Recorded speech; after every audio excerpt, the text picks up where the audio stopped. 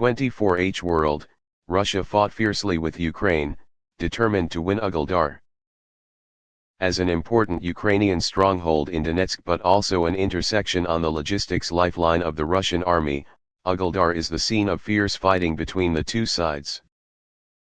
After taking control of Soledar, Russia continued its offensive in the Donbass amid continued fighting.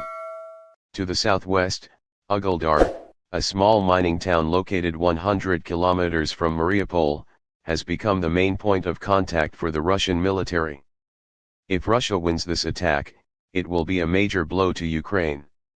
Victory in Ugledar is also considered to be able to change the balance of power in the Donetsk region and improve Russia's defenses in Melitopol.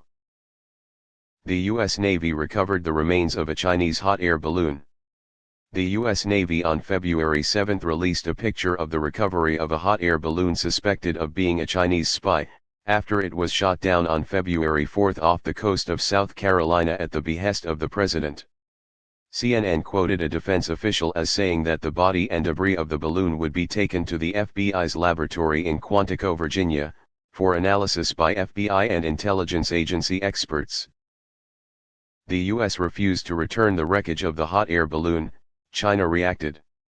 China's foreign ministry reacted to the U.S. refusal to return the Chinese hot air balloon debris and equipment that had just been shot down.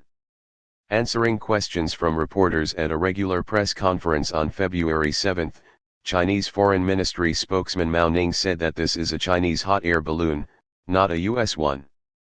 The Chinese government will continue to resolutely defend its legitimate rights. Ukraine appoints a new interior minister. Ukraine's parliament on February 7 appointed former commander of the National Police Ihor Klimenko to the position of Interior Minister of Ukraine.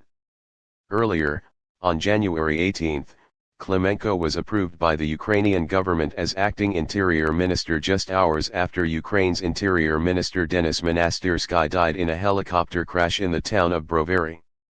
In the morning of the same day, Ukraine says Russia has just had its toughest day. Ukraine said on February 7 that the past 24 hours had been the most intense for Russian forces since the conflict broke out, as Moscow stepped up its offensive into the east with the deployment of tens of thousands of new troops to the battlefield. See details. Iran reveals underground base containing fighter jets. On February 7, Iran unveiled an underground air base, named Eagle 44, becoming the first underground bunker large enough to house fighter jets. According to IRNA, this is one of Iran's most important air bases, located deep below the ground, where aircraft are equipped with long-range cruise missiles. See details. The President of Turkey declared a state of emergency in 10 provinces.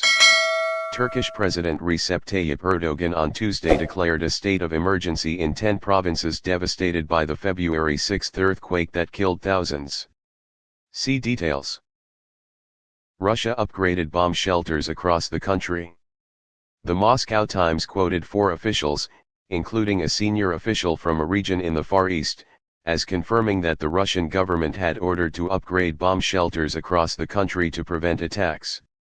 According to the Moscow Times, the local authorities in the Krasnodar region are expected to spend more than 6 million rubles on bomb shelters this year, while Nizhny Novgorod spends 50 million rubles and the city of Ryazan spends about 1 million rubles on this purpose. Similar destination. At least 24 people were killed in the second day of fighting in Somaliland.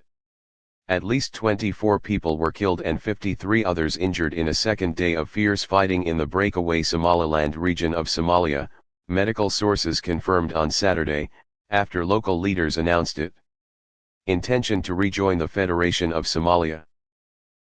The death toll from a major earthquake in southern Turkey and Syria rose to more than 7,800 on Monday, as rescuers race against time in harsh winter conditions to save lives. Rescue survivors from the rubble of collapsed buildings.